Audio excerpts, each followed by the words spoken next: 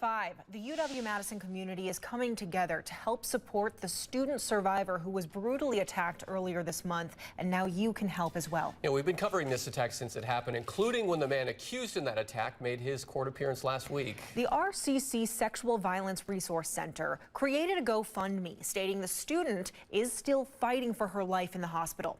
Organizer Dana Pelabon says the goal is to help the survivor and her family focus on healing rather than worrying about bills during her recovery.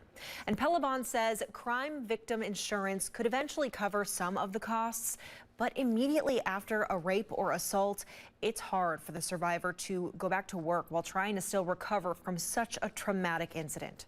This type of attack is something that is not common, and the level of ferocity means that there are things that have to happen for this person. So we just want to make sure, the community wants to make sure that this person is covered.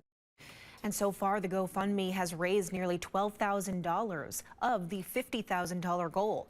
You can find that GoFundMe on our website, NBC15.com.